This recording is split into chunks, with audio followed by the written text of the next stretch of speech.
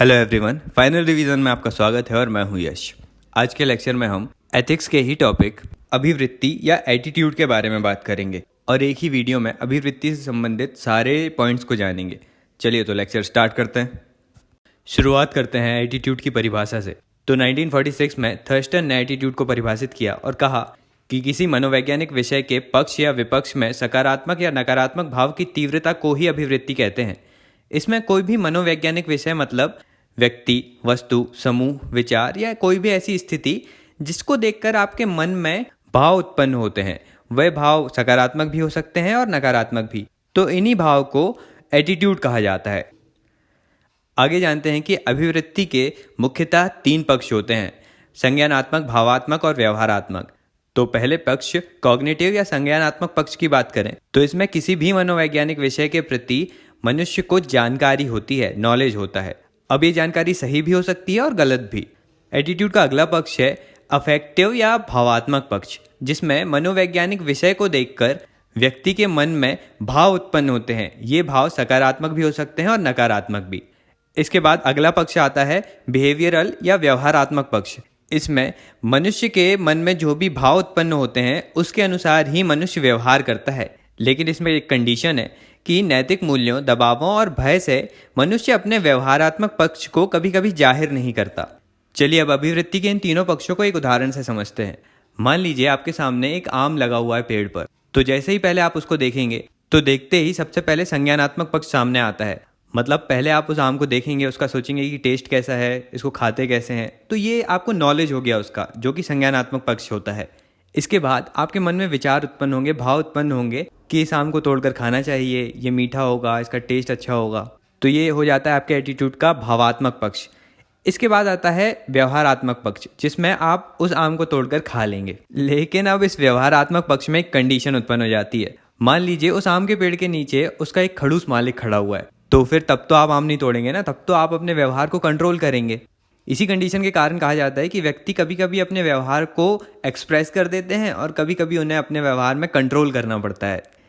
इसीलिए अभिवृत्ति में संज्ञानात्मक और भावात्मक पक्ष तो स्थायी हैं, लेकिन व्यवहारात्मक पक्ष प्रकट हो भी सकते हैं और नहीं भी। आगे जानते हैं कि अभिवृत्ति की विशेषताएं किस प्रकार की होती हैं। तो एटीट्यूड को सीखा जाता है। सामान्यतः यह स्थायी होता है और अमूर्त भी होता है। इसे सिर्फ फील किया जाता है और यह अनिवार्यता किसी मनोवैज्ञानिक विषय के प्रति ही होती है। अभिवृत्तियों की तीव्रता भिन्न भिन्न होती है। मतलब अलग अलग व्यक्तियों में अलग अलग विषयों के प्रति अलग अलग एटीट्यूड होते हैं। और कोई भी विषय है ना, तो उससे संबंधित अभिवृत्ति सिर्फ 2 ही प्रकार की हो सकती हैं। पहला, या तो उस मनोवैज्ञानिक विषय को देखकर सकारात्मक अभिव्यक्ति होगी या नकारात्मक अभिव्यक्ति होगी। लेकिन दूसरी कंडीशन में किसी एक ही विषय को देखकर पॉजिटिव और नेगेटिव दोनों एटीट्यूड भी देखे जा सकते हैं। चलिए अब अभिवृत्ति से संबंधित कुछ धारणाओं की बात कर लेते हैं, जिनमें हम अभिवृत्ति को कुछ विषयों से कंपेयर करेंगे। इसमें सबसे पहला आता है एटीट्यूड वर्सेस वैल्यू, अभिवृत्ति और मूल्यों में संबंध। तो एटीट्यूड और वैल्यूज़ में समानताएं इस प्रकार हैं कि दोनों ही सीखे जाते हैं, दोनों ही अमूर्त होते हैं और स्थायी भी होते हैं। ये व्यक्ति के व्यवहार को भी प्रभावित करते हैं। अब आगे अन्य बातें देखें तो अभिवृत्ति मनोवैज्ञानिक विषय से संबंधित होती है, लेकिन मूल्य सामान्य और व्यापक होते हैं। अभिवृत्ति प्रायः मूल्यों से ही उत्पन्न होती है। मतलब जिस तरह की वैल्यूज व्यक्ति में उपस्थित होंगी, उसकी अभिवृत्ति या एटीट्यूड भी वैसा ही होगा। इसीलिए मूल्यों के परिवर्तित होने से सामान्यतः अभिवृत्ति भी बदल जाती है। उदाहरण के लिए, यदि किसी सांप्रदायिक व्यक्ति के मूल्यों को परिवर्तित कर दिया जाए तो वह खुद ब खुद ही सहिष्णु हो जाता है। लेकिन अब कुछ विशेष कंडीशन में भी ना एटीट्यूड वैल्यूज को भी परिवर्तित कर देता है। उदाहरण के लिए, यदि ईमानदार व्यक्ति पर दबाव बनाया जाए तो उसे भी मजबूरन भ्रष्ट आचरण अपनाना पड़ता है। आगे कभी कभी अभिवृत्ति और व्यवहार के संबंध मूल्यों से ही निर्धारित होते हैं। अब अगली धारणा में अभिवृत्ति और अभिरुचि में संबंध देखते हैं, जो कि है एप्टीट्यूड वर्सेस एटीट्यूड। अब इस कंडीशन को समझने के लिए आप समझ लीजिए कि यहाँ एटीट्यूड का मतलब है इंटरेस्ट।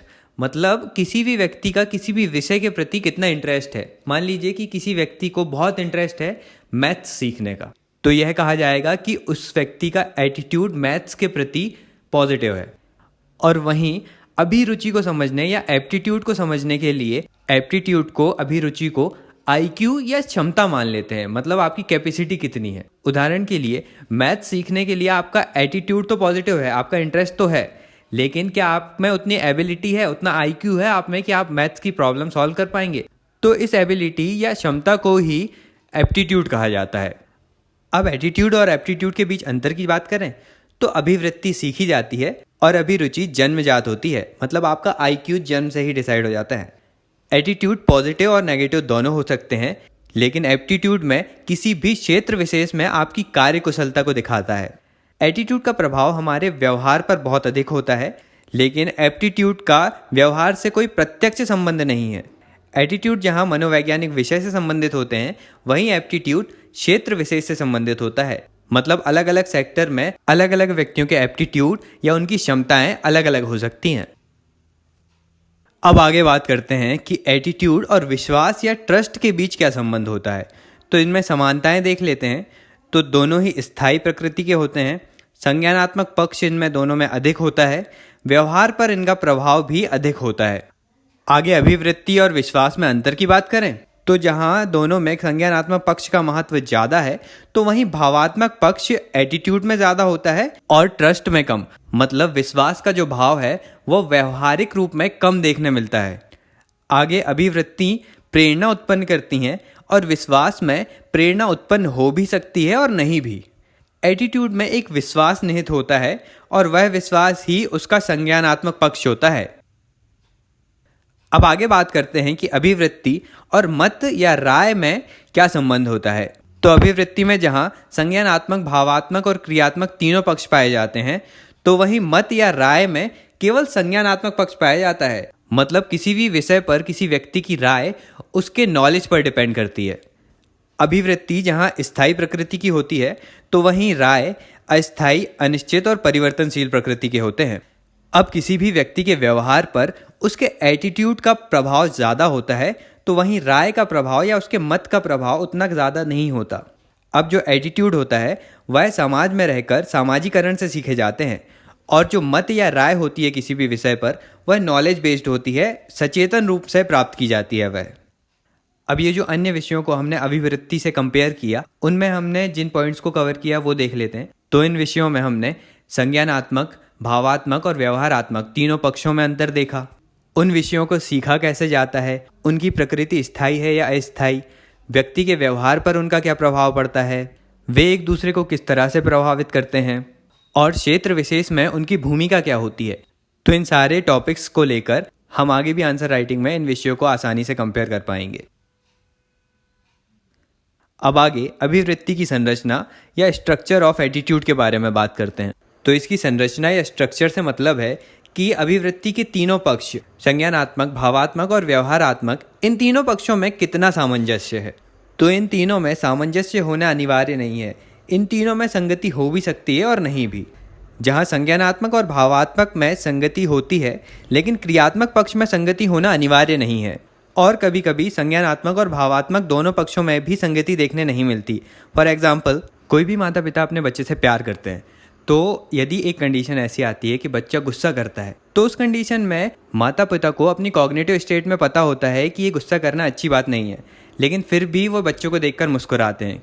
तो इस कंडीशन में तो संज्ञानात्मक और भावात्मक पक्ष में संगति नहीं होती। इसीलिए जब लगाव होता है ना, तो सामने वाले की बुरी बातों का संज्ञान होने पर भी भाव प्यार वाले ही होते हैं।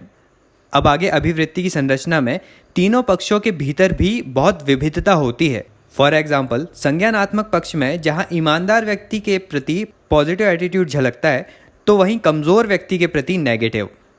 तो ये सारी बातें थी अभिवृत्ति की संरचना के बारे में। अब आगे जानते हैं कि किसी भी व्यक्ति में जो एटीट्यूड या अभिवृत्ति का निर्माण होता है, उसके लिए कौन कौन से कारक जिम्मेदार होते हैं। तो दो फैक्टर्स हैं इसमें, पहला अनुवांशिक कारक और दूसरा सामाजिक या व्यक्तिगत कारक। तो पहले बात करते हैं अनुवांशिक या जेनेटिक फैक्टर के बारे में, जिनका प्रभाव सामान्यतः एटीट्यूड के निर्माण में बहुत कम होता है, और सिर्फ उन अभिवृत्तियों में इसका प्रभाव होता है जिनका संबंध गट लेवल प्रेफरेंस से होता है, जो आंतरिक प्रेरणाओं के कारण निर्मित होती हैं, ना कि ज्ञान या चेतना के कारण। फॉर एग्जाम्पल, संगीत या भोजन के प्रति जो एटीट्यूड होगा वो जेनेटिकली होता है, और जेनेटिक फैक्टर से उत्पन्न हुई अभिवृत्तियों में परिवर्तन करना बहुत कठिन हो जाता है, और ये व्यक्ति के व्यवहार पर भी गहरा प्रभाव डालती हैं। इसमें व्यक्ति केवल दो मना स्थिति में से एक पर ही दृढ़ रह पाता है। पहला, या तो वह सकारात्मक मना स्थिति में रहेगा या फिर नकारात्मक मना स्थिति में। अब अगले कारक की बात करें, जो कि है सोशल या इंडिविजुअल फैक्टर, जिसे सामाजिक या व्यक्तिगत कारक कहते हैं। और किसी भी व्यक्ति के एटीट्यूड के निर्माण में इन कारकों का प्रभाव सर्वाधिक होता है। और इस फैक्टर में भी अलग अलग कंडीशंस होती हैं। चलिए वे कंडीशंस जानते हैं। पहली कंडीशन है आवश्यकता पूर्ति या वांट सेटिस्फैक्शन। इसमें जो भी व्यक्ति, विचार या वस्तु आपकी आवश्यकताओं की पूर्ति करते हैं उसके प्रति पॉजिटिव एटीट्यूड होता है। दूसरी कंडीशन है प्रदत्त सूचनाएं या गिवन इन्फॉर्मेशन। इसमें परिवार, संचार माध्यम, व्यक्तियों से प्राप्त सूचनाएं, इन सभी का आपके ज्ञान या संज्ञानात्मक पक्ष में अधिक प्रभाव पड़ता है। अगली कंडीशन है सांस्कृतिक कारक या कल्चरल फैक्टर्स। इसमें संस्कृति में उचित मानी जाने वाली वैल्यूज या मूल्यों के प्रति पॉजिटिव एटीट्यूड पाया जाता है। फॉर एग्जाम्पल, पशु बलि को लेकर अलग अलग धर्मों और संस्कृतियों में अलग अलग एटीट्यूड पाए जाते हैं। अब आगे अगली कंडीशन आती है वैयक्तिक भिन्नताएं या इंडिविजुअल डिफरेंस। इसमें क्या होता है कि व्यक्तियों में अलग अलग गुण पाए जाते हैं। जैसे कुछ व्यक्ति अंतर्मुखी होंगे, इंट्रोवर्ट होंगे, तो कुछ बहिर्मुखी एक्सट्रोवर्ट होते हैं, कुछ विनम्र होते हैं। तो ये इन गुणों के आधार पर उनके एटीट्यूड का भी निर्धारण होता है। फॉर एग्जाम्पल, इंग्लैंड में किए गए एक सर्वे के अनुसार निम्न बौद्धिक स्तर वाला व्यक्ति सामान्यतः उग्र, रूढ़िवादी और स्वजाति पर केंद्रित रहने वाला होता है। चलिए अब आगे अगली कंडीशन आती है समूह संबंध या ग्रुप एफिलिएशन। इसके तहत समूह का दबाव व्यक्ति को विशिष्ट मूल्यों, विश्वासों, मानदंडों आदि को मानने के लिए या उसे ना मानने के लिए विवश करता है। तो अब इन ग्रुप्स की बात करें तो इनमें 3 तरह के ग्रुप आते हैं। पहला, प्राइमरी ग्रुप या प्राथमिक समूह, जिसमें व्यक्ति का परिवार और उसके दोस्त आते हैं, जिनसे कि व्यक्ति के अनौपचारिक संबंध, अंतरंगता और घनिष्ठता जैसे संबंध अधिक होते हैं। फिर आता है सेकेंडरी ग्रुप या द्वितीय समूह। इसमें औपचारिक संबंध वाले व्यक्ति आते हैं और इस ग्रुप में मूल्य, मापदंड और विश्वास होता है, जिनका पालन करना सदस्यों का दायित्व और कर्तव्य होता है। मतलब ये ग्रुप ऑफिस वाला ग्रुप हो जाता है। अब अगला ग्रुप आता है संदर्भ समूह या रेफरेंस ग्रुप। ये ऐसा ग्रुप है जिसके साथ व्यक्ति अपनी पहचान जोड़ना चाहता है या खुद को जोड़ लेता है। जैसे कि यदि आप एक आईएएस एस्पिरेंट हैं तो आप भी एक आईएएस के ग्रुप से अपने आप को जोड़ना चाहेंगे और अपना एटीट्यूड भी लगभग वैसे ही बनाने की कोशिश करते हैं। तो ये हुआ आपका रेफरेंस ग्रुप। चलिए, तो ये था ग्रुप एफिलिएशन। अब सामाजिक या व्यक्तिगत कारकों में अगली कंडीशन आती है सामाजिक अधिगमन या सोशल लर्निंग की कंडीशन। तो सोशल लर्निंग के लिए भी 3 प्रकार आते हैं, जिसमें सबसे पहला आता है क्लासिकल कंडीशनिंग, क्लासिकल अनुबंध। इसमें क्या होता है कि जब 2 उद्दीपक एक निश्चित क्रम में लगभग साथ साथ किसी के सामने आते हैं तो कुछ समय बाद पहला उद्दीपक दूसरे उद्दीपक का संकेत बन जाता है और उसके प्रति व्यक्ति वही प्रतिक्रिया करता है जो दूसरे उद्दीपक के प्रति करना था। ये जो मैंने कहा वो समझ नहीं आया होगा, तो एग्जाम्पल से समझाता हूँ, फिर दोबारा ये लाइन सुन लेना।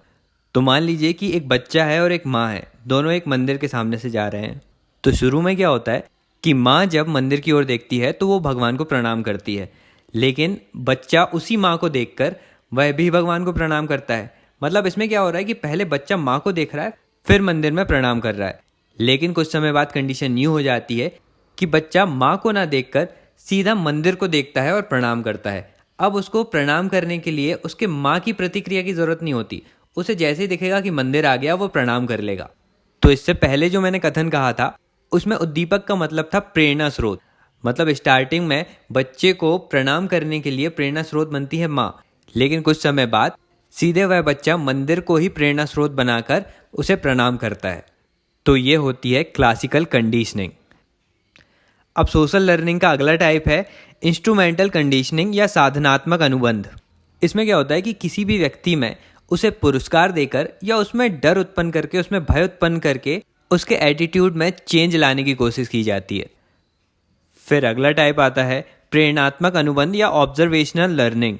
इसमें क्या होता है कि 2 प्रकार से अभिवृत्तियों का विकास किया जाता है। पहला कथन के माध्यम से, जिसमें व्यक्ति को बोलकर उसमें उस एटीट्यूड को विकसित करने का प्रयास किया जाता है। फॉर एग्जाम्पल, बड़े बड़े संत महात्मा या बहुत बड़े बड़े स्पीकर्स होते हैं जो अपने स्पीच से ही लोगों के एटीट्यूड में बहुत बड़ा परिवर्तन ले आते हैं। और दूसरा तरीका है व्यवहार के माध्यम से। मतलब इसमें सामने वाले व्यक्ति को जो एटीट्यूड है वह करके दिखा दो। तो सामने वाला व्यक्ति भी प्रेरित होता है उस एटीट्यूड को अपनाने में। जैसे कि एक बच्चा जो है वह माता पिता की बातें सुनने से ज़्यादा माता पिता के एटीट्यूड को देखकर ज़्यादा प्रभावित होता है।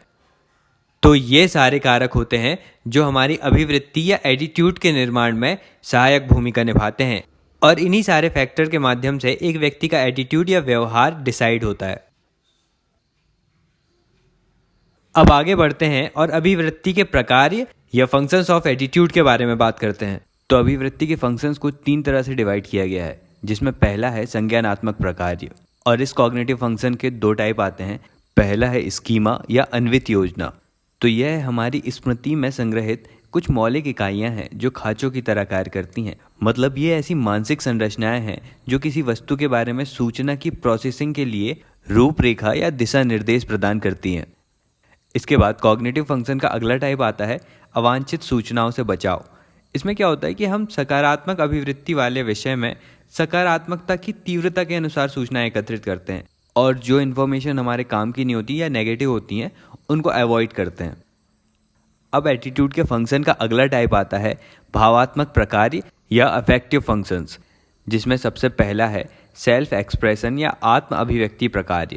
इसमें क्या होता है कि हम जब भी अपने एटीट्यूड के अनुसार बिहेव करते हैं तो हमें सेल्फ सेटिस्फैक्शन रहता है कि हम अपनी भावनाओं को व्यक्त कर पा रहे हैं। और अफेक्टिव फंक्शन में अगला आता है सामाजिक चिंताओं की अभिव्यक्ति। तो इसमें ऐसी अभिव्यक्ति को व्यक्त करने में यह अनुभूति होती है हमें कि हम अपनी सामाजिक जिम्मेदारियां निभा रहे हैं। इसके बाद अगला है आत्मरक्षार्थ प्रकार या ईगो डिफेंस फंक्शंस। इसमें एटीट्यूड्स समाज की नज़र में और हमारी स्वयं की नज़र में हमारा सम्मान बढ़ाती हैं, और ये एटीट्यूड पॉजिटिव और नेगेटिव दोनों होते हैं। अब आगे फंक्शंस ऑफ एप्टीट्यूड का अगला प्रकार आता है व्यवहारात्मक प्रकार या बिहेवियरल फंक्शंस। तो इस फंक्शन में एप्टीट्यूड के अनुसार हमारा क्रियात्मक चयन आसान होता है। हम डिसाइड कर पाते हैं कि हमें कौन सा कार्य करना है और कौन सा नहीं। तो ये सारे थे कुछ फंक्शंस अभिवृत्ति के या एटीट्यूड के। अब आगे एटीट्यूड की कुछ हानियां भी देख लेते हैं। तो यदि किसी मनोवैज्ञानिक विषय के संबंध में किसी भी व्यक्ति में पर्टिकुलर एटीट्यूड जन्म ले लेता है ना, तो उसमें रूढ़िवादिता बढ़ जाती है, लचीलापन कम हो जाता है, व्यक्ति का दृष्टिकोण तटस्थ और वस्तुनिष्ठ नहीं रह पाता, और तो और वंचित वर्गों के लिए ये अधिक नुकसानदेह होता है। अब आगे अगले टॉपिक में बात करते हैं कि अभिवृत्ति और व्यवहार में क्या संबंध होता है। तो इन दोनों के मध्य संबंध हम कुछ इस प्रकार देखेंगे कि क्या कोई व्यक्ति अपनी अभिवृत्ति के अनुसार बिहेव कर पा रहा है।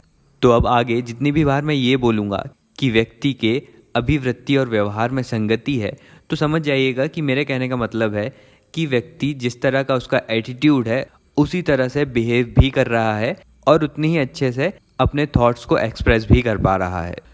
तो चलिए अब आगे जानते हैं कि अभिवृत्ति और व्यवहार में या एटीट्यूड और बिहेवियर में संबंध 3 कारकों पर निर्भर करता है, जिसमें पहला कारक है सिचुएशनल कंस्ट्रेंट्स, पारिस्थितिगत बाधाएं। इसमें क्या होता है कि कुछ परिस्थितियां होती हैं जिनके कारण एटीट्यूड और बिहेवियर में संगति भी हो सकती है और असंगति भी। ये परिस्थितियां इस प्रकार हैं। पहला, मूल्य या वैल्यू सिस्टम। इसमें यदि व्यक्ति के मूल्य या वैल्यूज़ और एटीट्यूड में अंतर विरोध होता है, मतलब अंतर पाया जाता है दोनों के बीच, तो इनमें से जिसकी भी तीव्रता अधिक होगी व्यक्ति उसी के संगत व्यवहार करेगा। अगली कंडीशन है सामाजिक दबाव या सोशल प्रेशर। इसमें यदि बंद समाज होता है तो व्यक्तिगत स्वतंत्रता कम होती है और अभिवृत्ति और व्यवहार में संगति भी कम पाई जाती है। और यदि खुला समाज हो तो सामाजिक दबाव कम होता है और बिहेवियर और एटीट्यूड में समानता पाई जाती है। अगली कंडीशन है व्यक्तित्व या पर्सनैलिटी ट्रेट्स। इसमें क्या होता है कि यदि व्यक्ति आक्रामक स्वभाव का है तो वह बड़ी आसानी से अपने एटीट्यूड के अनुसार बिहेवियर दर्शा देगा, लेकिन यदि व्यक्ति कमज़ोर व्यक्तित्व का है, शांत स्वभाव का है, तो सामान्यतः देखा गया है कि वह अपने एटीट्यूड के अनुसार बिहेव नहीं करता, वह अपनी क्रियात्मक क्षमता को अक्सर दबा लेता है।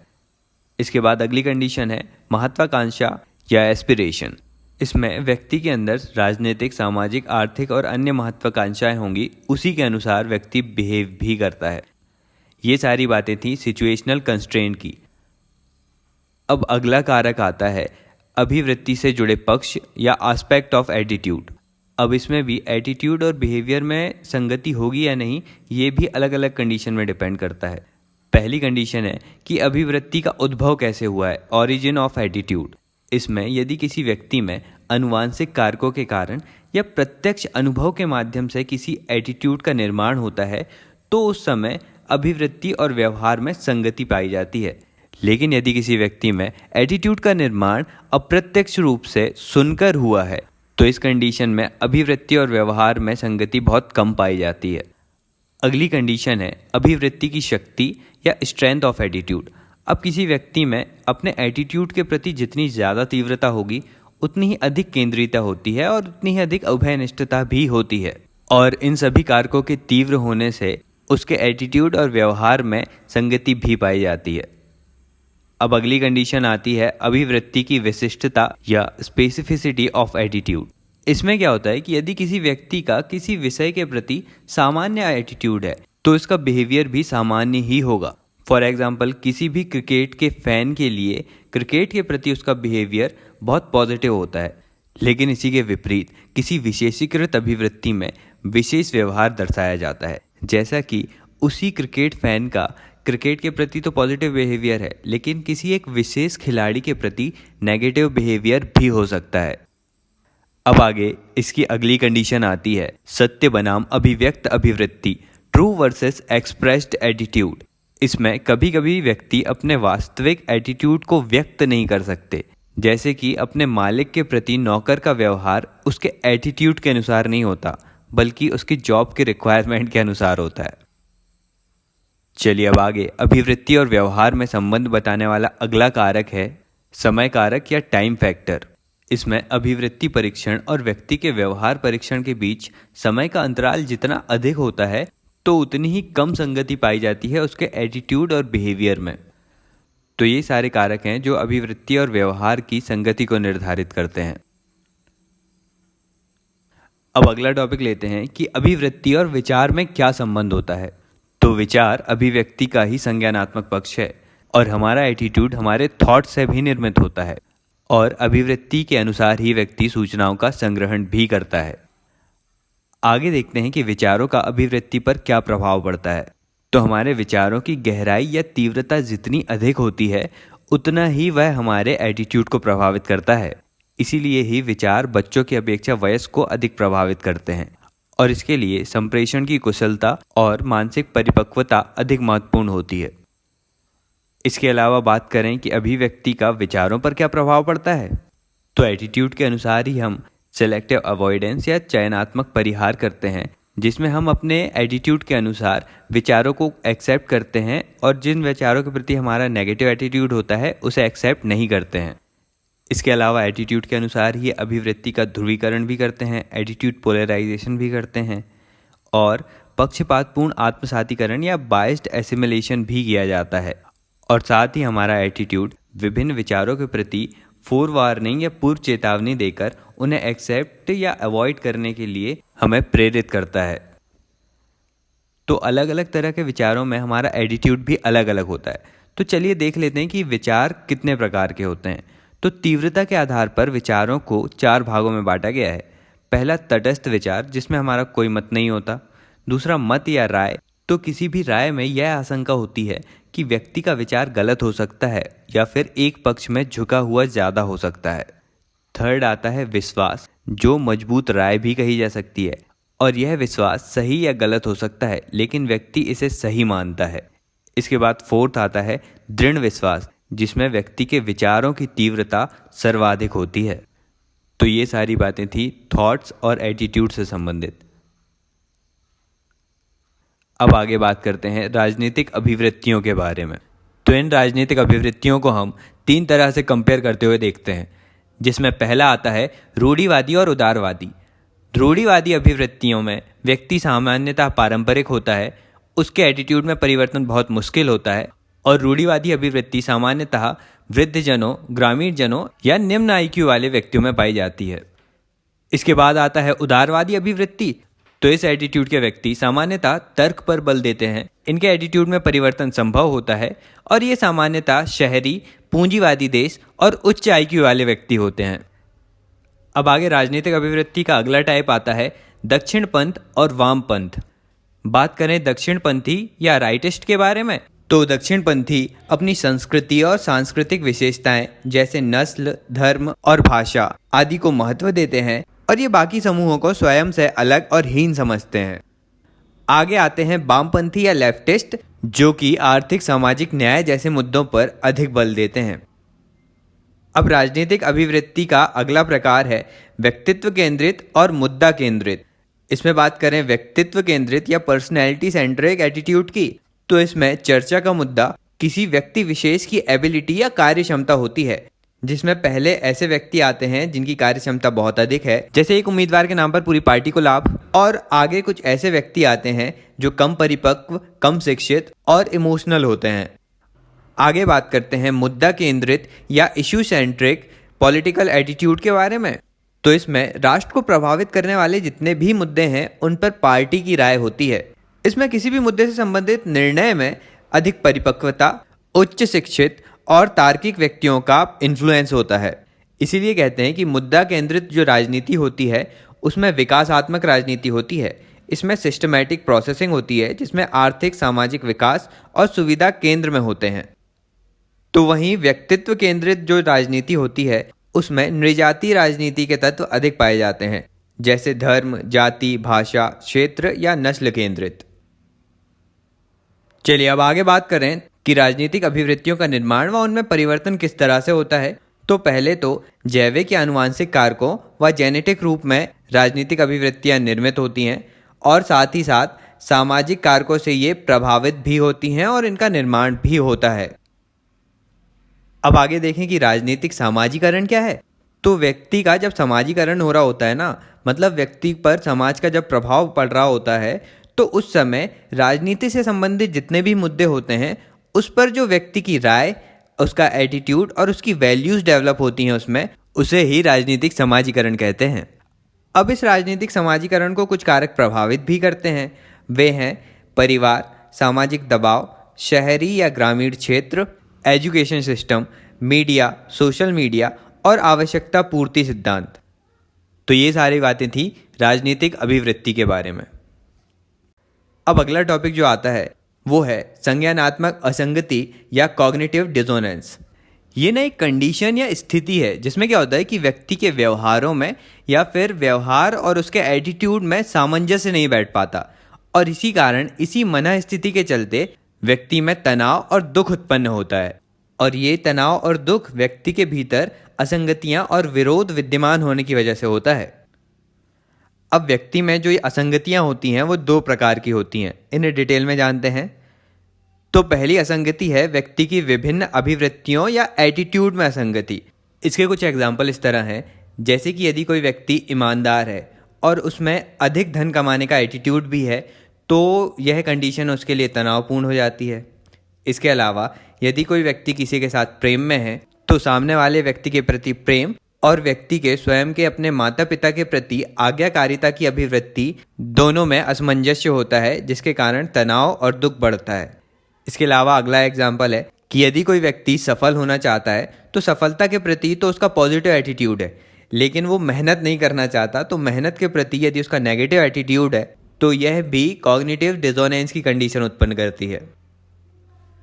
अब संज्ञानात्मक असंगति का अगला प्रकार है व्यक्ति की अभिवृत्ति और व्यवहार के बीच असंगतियाँ। इसमें व्यक्ति का एटीट्यूड और उसका बिहेवियर संगत नहीं होते। फॉर एग्जाम्पल, किसी व्यक्ति के मन में पॉलीथीन के प्रति तो नेगेटिव एटीट्यूड है, लेकिन यदि फिर भी वह उसका यूज़ कर रहा है। इसके अलावा दूसरा एग्जाम्पल है इंड्यूस्ड कंप्लायंस या बाध्यकारी अनुपालन। इसमें बाध्यता के चलते व्यक्ति अपनी अभिवृत्ति या एटीट्यूड के विपरीत व्यवहार करता है। एग्जाम्पल के लिए अपनी पसंद के विरुद्ध में माता पिता की पसंद से विवाह करना। अब बाध्यकारी अनुपालन के अलावा हिपोक्रेसी या पाखंड भी ऐसी अभिवृत्ति है जिसमें एक व्यक्ति लोगों को जैसा अपना एटीट्यूड दिखाता है वैसा उसका व्यवहार नहीं होता। अब आगे जानते हैं कि इन संज्ञानात्मक असंगति या कॉग्निटिव डिसोनेंस में इसका समाधान कैसे किया जा सकता है। तो इसके दो टाइप से समाधान हो सकते हैं। पहला प्रत्यक्ष समाधान है, जिसमें 3 तरह से संज्ञानात्मक असंगति का समाधान हो सकता है। पहला है कि अभिवृत्ति या व्यवहार को ही बदल दिया जाए, जो कि बहुत मुश्किल होता है।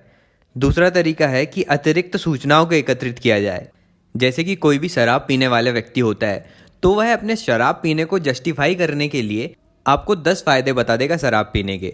इसमें वह क्या करता है कि जब वह शराब नहीं छोड़ पाता तो वह अतिरिक्त जानकारियां एकत्रित करता है, जिससे कि उसके मन में शराब पीते हुए दुख या तनाव की स्थिति उत्पन्न नहीं होती।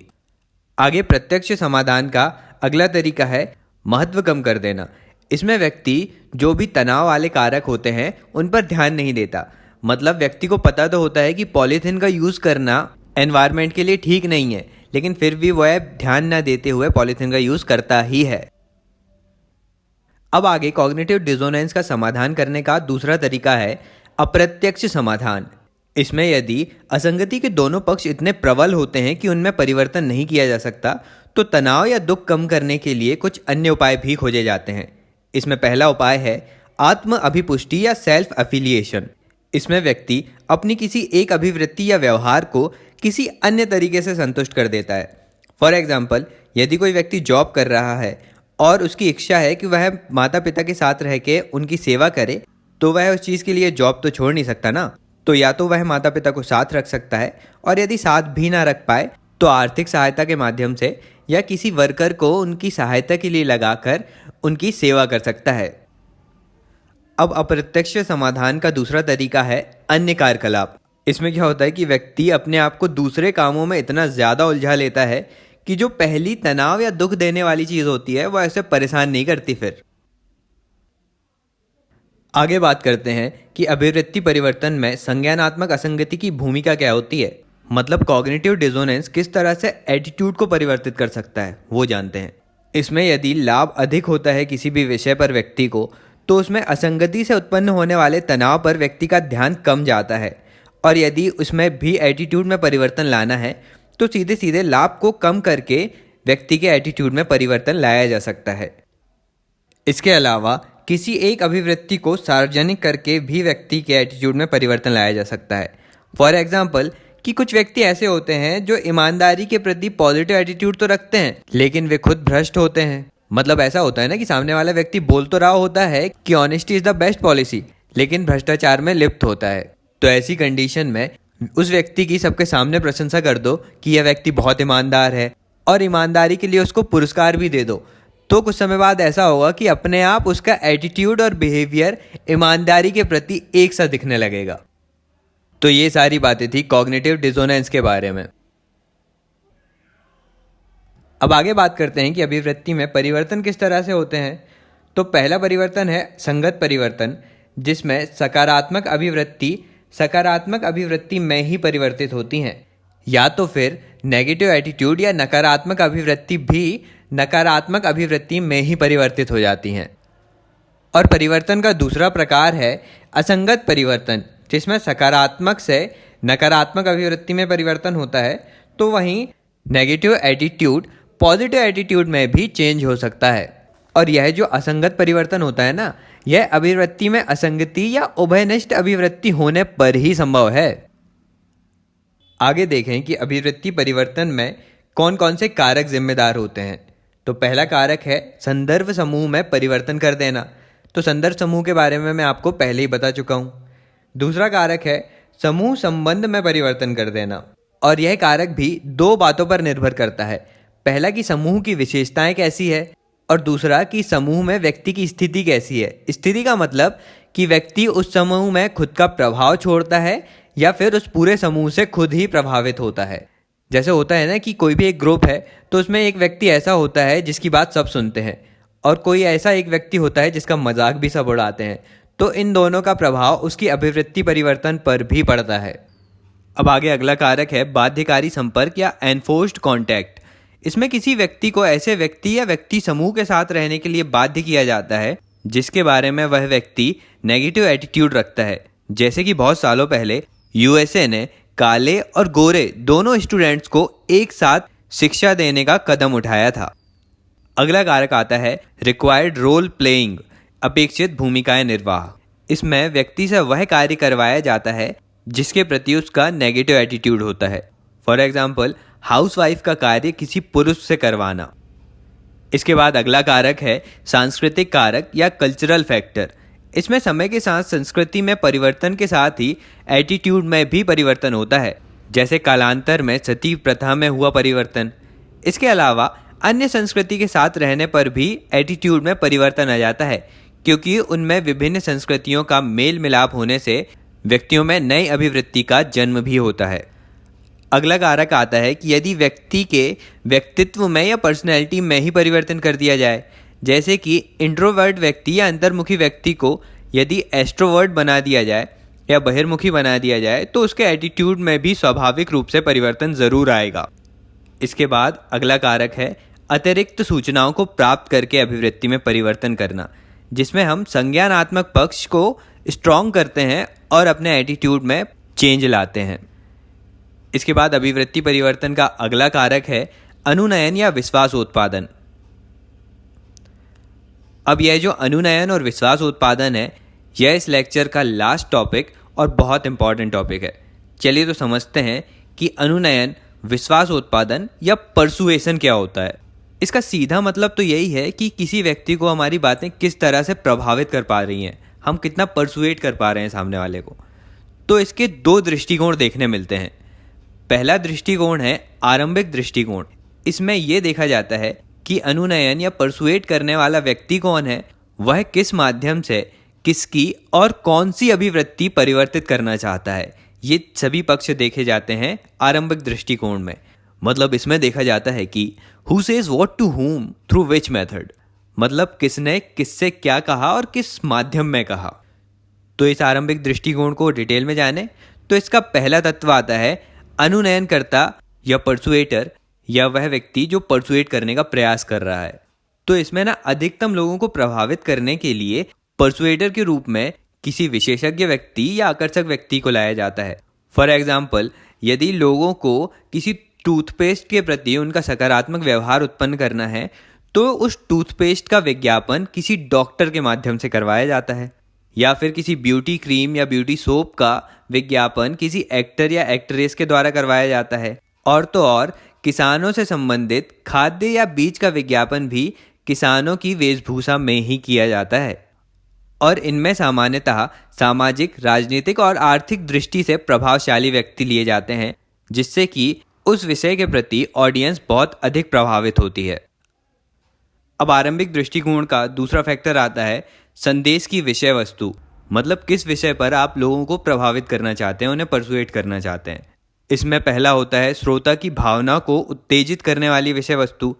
दूसरा है अप्रत्यक्ष संदेश। इसमें क्या होता है कि श्रोता को पता नहीं चलना चाहिए कि आप उसके थॉट्स को परसुएट करने का प्रयास कर रहे हैं, और जिस विषय वस्तु के बारे में आप बता रहे हैं उसके बारे में श्रोताओं को उसके पॉजिटिव और नेगेटिव दोनों साइड दिखाए जाने चाहिए। और यदि स्पष्ट संदेश के माध्यम से आप सामने वाले को परसुएट करने का प्रयास करेंगे तो ये बात ऑडियंस को अधिक प्रभावित करती है। यदि अस्पष्ट और अमूर्त बात होती है तो ऑडियंस उससे उतनी ज़्यादा प्रभावित नहीं होती। आगे आरंभिक दृष्टिकोण का तीसरा फैक्टर है लक्षित श्रोता समूह या टारगेटेड ऑडियंस ग्रुप। मतलब आपका श्रोता कैसा है। यदि श्रोता आक्रामक या एग्रेसिव नेचर का है तो उसे परसुएट करना मुश्किल हो जाता है, लेकिन यदि श्रोता विनम्र स्वभाव का होता है तो उसे परसुएट करना आसान होता है। और यदि टारगेटेड ऑडियंस की उम्र ज़्यादा है या फिर उनमें आत्मविश्वास ज़्यादा है तो उसे परसुएट करके उसके एटीट्यूड में परिवर्तन करना बहुत मुश्किल होगा। अब आगे फोर्थ फैक्टर आता है संप्रेषण की प्रविधि या मेथड ऑफ कम्युनिकेशन। मतलब किस माध्यम से आप सामने वाले ऑडियंस को प्रभावित करने का प्रयास कर रहे हैं। तो इसमें कम्युनिकेशन मीडियम इस प्रकार है कि पहला, यदि जनसंचार में आप सामूहिक रूप से लोगों को प्रभावित करना चाहते हैं तो वे कम प्रभावित होंगे, लेकिन उसी के विपरीत यदि व्यक्तिगत रूप से उनके पास जाकर आप लोगों को परसुएट करने का प्रयास करेंगे तो वे आपकी बातों से अधिक प्रभावित होते हैं। क्योंकि जब भी दो तरफा संचार होता है, मतलब आप भी अपनी बात रखें और सामने वाले ऑडियंस भी अपनी बात रखें, तो प्रभाव छोड़ना बहुत आसान हो जाता है। इसीलिए एक व्यक्ति की अपेक्षा पूरे समूह को प्रभावित करना मुश्किल होता है। अब इनके अलावा मेथड ऑफ कम्युनिकेशन में चेहरे के हाव भाव, आपके बॉडी एक्सप्रेशन, आपके अंगों की गति होती है, आपका आई कांटेक्ट, ये सारी चीज़ें भी सामने वाले को प्रभावित करने में बहुत महत्वपूर्ण भूमिका निभाती है। तो ये था परसुएशन का आरंभिक दृष्टिकोण। अब आगे परसुएशन का संज्ञानात्मक दृष्टिकोण देखते हैं, जिसमें अध्ययन का मुख्य बिंदु होता है अनुनयनकारी संदेश के प्रति प्रेक्षक के मस्तिष्क की प्रतिक्रिया। मतलब जिस बात पर आप परसुएट करना चाह रहे हैं ऑडियंस को, उसमें ऑडियंस का माइंड किस तरह से रिएक्ट कर रहा है। तो इसमें दो तरह की प्रतिक्रियाएं देखने मिलती हैं। पहला है सिस्टमैटिक प्रोसेसिंग या व्यवस्थित संसाधन या केंद्रीय मार्ग। इसमें क्या होता है कि श्रोता की बौद्धिक क्षमता उच्च होती है और उसके पास उस विषय से संबंधित विशेष ज्ञान और समय भी होता है, इसीलिए वह संदेश सामग्री पर सावधानी पूर्वक विचार कर सकता है। और यदि ऑडियंस इस लेवल की है, यदि वह सिस्टमैटिक प्रोसेसिंग कर रही है, तो उसे परसुएट करना बहुत मुश्किल हो जाता है। अब आगे संज्ञानात्मक दृष्टिकोण का अगला टाइप है अनायास संसाधन या परिधीय मार्ग या ह्यूरिस्टिक प्रोसेसिंग। इसमें क्या होता है कि इसमें श्रोता के पास उस विषय से संबंधित ज्ञान, उसमें रुचि और बौद्धिक क्षमता में कमी देखी जा सकती है, लेकिन इसमें सबसे महत्वपूर्ण होता है कि श्रोता के पास टाइम की भी कमी होती है, इसीलिए उसका मस्तिष्क सिर्फ महत्वपूर्ण बातों पर ध्यान देता है और विषय वस्तु पर श्रोता द्वारा विचार तेजी से किया जाता है या फिर विचार नहीं भी किया जा सकता। तो इस कंडीशन में उसे परसुएट करना थोड़ा आसान हो जाता है। अब ये जो सिस्टमैटिक प्रोसेसिंग और ह्यूरिस्टिक प्रोसेसिंग वाले विषय हैं, ये बहुत इंपॉर्टेंट हो जाते हैं, तो इनसे संबंधित कुछ मुद्दों की भी बात कर लेते हैं। इसमें पहला है कि व्यक्ति सामान्यतः न्यूनतम ऊर्जा खर्च करना चाहते हैं, इसलिए सामान्यतः वह ह्यूरिस्टिक प्रोसेसिंग का यूज़ करते हैं। इसके बाद परसुएशन के समय संप्रेषक जो होता है वह श्रोताओं को ह्यूरिस्टिक प्रोसेसिंग में लाने का प्रयास करता है।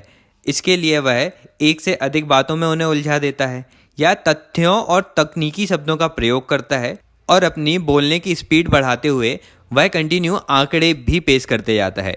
इसके कारण होता क्या है कि व्यक्ति ह्यूरिस्टिक प्रोसेसिंग में आ जाता है और उस व्यक्ति या श्रोता को इतना टाइम मिलता ही नहीं है कि वह उन आंकड़ों को लेकर सिस्टमैटिक प्रोसेसिंग कर सके।